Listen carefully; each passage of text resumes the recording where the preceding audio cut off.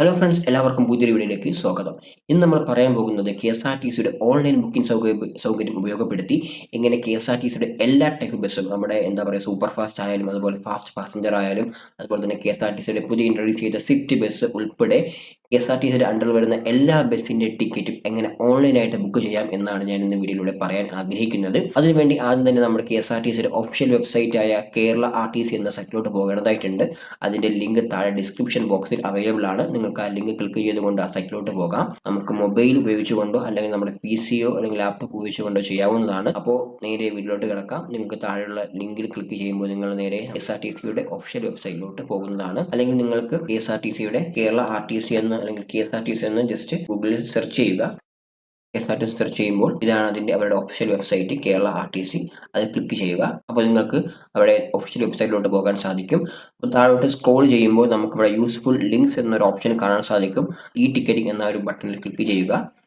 ഈ ടിക്കറ്റ് എന്ന ബട്ടണിൽ ക്ലിക്ക് ചെയ്യുമ്പോൾ നമുക്ക് ഇങ്ങനെ ഒരു ഇന്റർഫേസ് കാണാൻ സാധിക്കും. അതിൽ താഴെ നമുക്കാണെങ്കിൽ എവിടെ നിന്നാണോ നമ്മൾ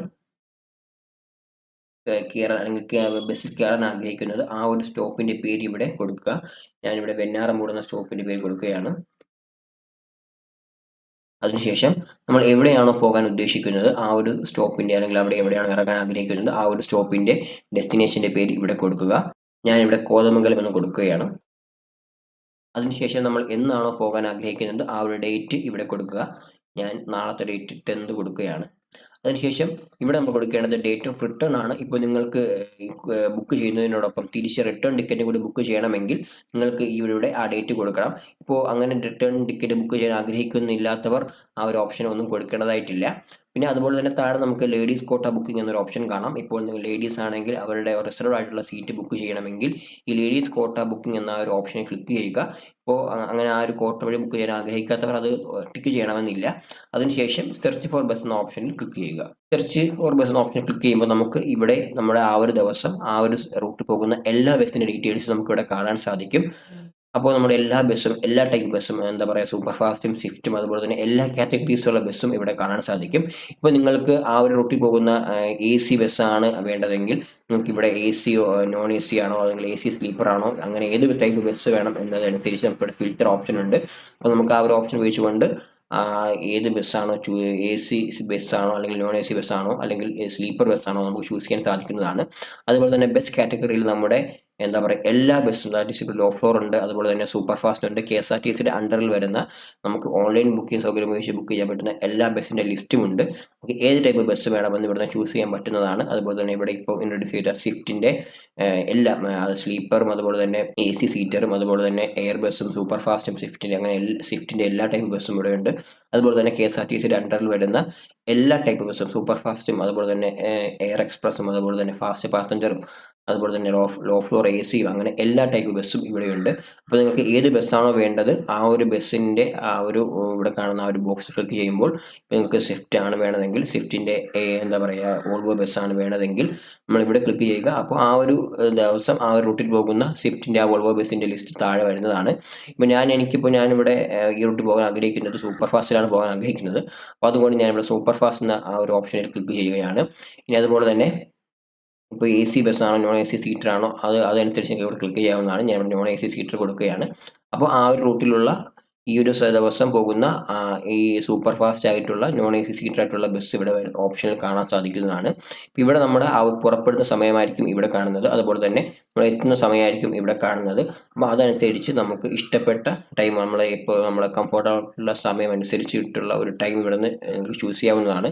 അപ്പോൾ ഇവിടെ ഇത്രയും ബസ് ഇപ്പം അവൈലബിൾ ആണ് ആ റൂട്ടിൽ പോകുന്നത്. അപ്പോൾ അതുകൊണ്ട് തന്നെ ഞാനാണെങ്കിൽ ഇപ്പോൾ 8:30 പുറപ്പെടുന്ന ആ ഒരു ബസ് ചൂസ് ചെയ്യാൻ പോവുകയാണ്. അപ്പോൾ നമ്മൾ ഏത് ബസ്സാണോ സെലക്ട് ചെയ്തതിന് ശേഷം നമ്മളിവിടെ ഏറ്റവും റൈറ്റ് കോർണറിലായിട്ട് ഇവിടെ സെലക്ട് സീറ്റ് എന്നൊരു ഓപ്ഷൻ കാണാൻ സാധിക്കും. ആ ഒരു ഓപ്ഷനിൽ ക്ലിക്ക് ചെയ്യുക. അങ്ങനെ ക്ലിക്ക് ചെയ്യുമ്പോൾ താഴെ ഒന്നും കൂടി നമ്മുടെ ബോർഡിംഗ് പോയിന്റും അതുപോലെ ഡ്രോപ്പിംഗ് പോയിന്റും ഒന്നും കൂടി ഇവിടെ കാണാൻ സാധിക്കും. അത് രണ്ടും നമ്മൾ കൊടുത്തത് ശരിയാണ് എന്ന് ഒന്നുകൂടെ കൺഫേം ചെയ്ത ശേഷം ഷോ ലേഔട്ട് എന്ന ഓപ്ഷനിൽ ക്ലിക്ക് ചെയ്യുക. ലേഔട്ടിൽ ക്ലിക്ക് ചെയ്യുമ്പോൾ നമുക്ക് ബസ്സിൻ്റെ ഒരു സീറ്റിൻ്റെ അറേഞ്ച്മെൻറ്റ് നമുക്ക് കാണാൻ സാധിക്കും. ഇത് ഡ്രൈവറിൻ്റെ സീറ്റാണ്. അതുപോലെ തന്നെ ഇതിൻ്റെ ബസ്സിൻ്റെ അവൈലബിൾ സീറ്റാണ് ഇവിടെ കാണുന്നത്.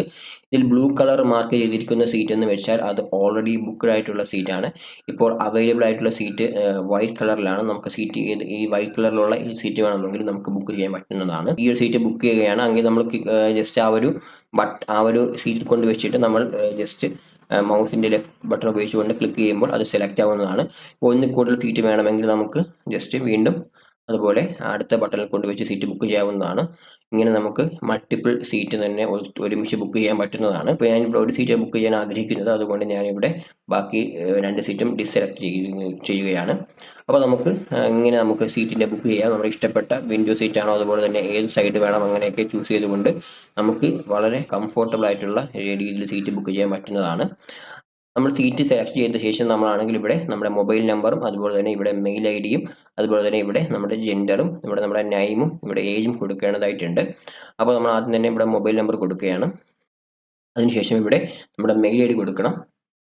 മൊബൈൽ നമ്പറും മെയിൽ ഐ ഡിയും കൊടുത്ത ശേഷം നമ്മളിവിടെ ജെൻഡർ ചൂസ് ചെയ്യണം. അതിനുശേഷം നമ്മുടെ പേര് ഇവിടെ കൊടുക്കണം. അതിനുശേഷം നമ്മുടെ ഏജ് ഇവിടെ കൊടുക്കുക. ഈ പാസഞ്ചർ ഡീറ്റെയിൽസ് എല്ലാം ഫില്ല് ചെയ്ത ശേഷം നമ്മളിവിടെ കണ്ടിന്യൂ എന്ന ഓപ്ഷനിൽ ക്ലിക്ക് ചെയ്യുക. അപ്പോൾ നമുക്ക് താഴെ കാണാൻ സാധിക്കും നമ്മുടെ ഡെസ്റ്റിനേഷനും അതുപോലെ തന്നെ ബോർഡിംഗ് പോയിന്റും അതെല്ലാം ഇവിടെ കാണാം. അതുപോലെ തന്നെ നമ്മുടെ ഫെയറും എത്ര രൂപയാണ് നമ്മുടെ ആ ഒരു ടിക്കറ്റ് ചാർജും ഇവിടെ കാണാൻ സാധിക്കും. അതിനുശേഷം നമ്മൾ കണ്ടിന്യൂ എന്ന ഓപ്ഷനിൽ ക്ലിക്ക് ചെയ്യുക. അപ്പോൾ നമുക്കിവിടെ നമ്മുടെ ജേണിയുടെ എല്ലാ ഡീറ്റെയിൽസും അതുപോലെ എന്നാണ് പുറപ്പെടുന്ന ദിവസം അതുപോലെ തന്നെ എവിടെ നിന്നാണ് സ്റ്റാർട്ടിംഗ് പോയിന്റും അതുപോലെ തന്നെ നമ്മുടെ എൻഡിങ് പോയിന്റും എല്ലാം ഇവിടെ കാണിക്കും. എല്ലാ ഡീറ്റെയിൽസും ഒന്നുകൂടി കൺഫേം ചെയ്ത ശേഷം നമ്മൾ ഏറ്റവും താഴത്തെ ഏറ്റവും ബോട്ടം മോസ്റ്റിലായിട്ട് നോക്കുമ്പോൾ മേക്ക് പേയ്മെൻറ്റ് എന്നൊരു ഓപ്ഷൻ ഉണ്ടാകും. ആ ഒരു ഓപ്ഷനിൽ ക്ലിക്ക് ചെയ്യുക. അപ്പോൾ നമുക്ക് ഇങ്ങനെ ഒരു ഇൻ്റർഫേസ് കാണാൻ സാധിക്കും. നമ്മൾ സാധാരണ പേയ്മെൻറ്റ് നടത്തുന്നത് പോലെ ഈ ക്രെഡിറ്റ് കാർഡോ ഡെബിറ്റ് കാർഡോ UPI പേയ്മെൻറ്റ് ഉപയോഗിച്ച് നമുക്ക് ഇവിടെ പേയ്മെൻറ്റ് നടത്താവുന്നതാണ്. നമ്മളിവിടെ പേയ്മെൻറ്റ് നടത്തി കഴിഞ്ഞ ശേഷം നമ്മുടെ നേരത്തെ നൽകിയ ഫോൺ നമ്പറിലേക്ക് ഒരു കൺഫർമേഷൻ മെസ്സേജ് വരും. അതുപോലെ തന്നെ മെയിൽ ഐ ഡിയിലോട്ട് നമ്മുടെ ഈ ടിക്കറ്റിൻ്റെ ഒരു PDF വരുന്നതാണ്. അപ്പോൾ നമുക്ക് അത് കാണിച്ചുകൊണ്ട് നമുക്ക് യാത്ര ചെയ്യാൻ പറ്റുന്നതാണ്. ഒരു പ്രിൻ്റ് എടുത്ത് സൂക്ഷിക്കണമെന്ന് നിർബന്ധമില്ല. നമ്മുടെ ആ ഒരു കൺഫർമേഷൻ മെസ്സേജ് അല്ലെങ്കിൽ ആ ഒരു PDF മൊബൈൽ കണ്ടക്ടറിന് കാണിച്ചു കൊടുത്താൽ മതിയാകും. അതുപോലെ തന്നെ നമ്മൾ യാത്ര ചെയ്യുമ്പോൾ ഒരു ID കാർഡ് കൂടി നമ്മുടെ കയ്യിൽ കരുതേണ്ടതായിട്ടുണ്ട്. വളരെ എളുപ്പം തന്നെ ചെയ്യാൻ പറ്റുന്ന ഒരു സൗകര്യമാണ്. എല്ലാവരും പ്രത്യേകിച്ച് ലോങ് ട്രിപ്പൊക്കെ യാത്ര ചെയ്യുന്നവർ ഈ ഒരു സൗകര്യം ഉപയോഗപ്പെടുത്തി യാത്ര ചെയ്യാൻ ശ്രമിക്കുക. നിങ്ങൾക്ക് ഈ വീഡിയോ ഉപകാരപ്രദമായെന്ന് വിശ്വസിക്കുന്നു. ഉപകാരപ്രദമായെങ്കിൽ തീർച്ചയായിട്ടും ലൈക്ക് ചെയ്യുക. നിങ്ങളുടെ അഭിപ്രായങ്ങളും നിർദ്ദേശങ്ങളും താഴെ കമൻറ്റ് ചെയ്യുക. മറ്റൊരു വീഡിയോയുമായി ഇനിയും കാണാം. അതുവരേക്കും ഗുഡ് ബൈ.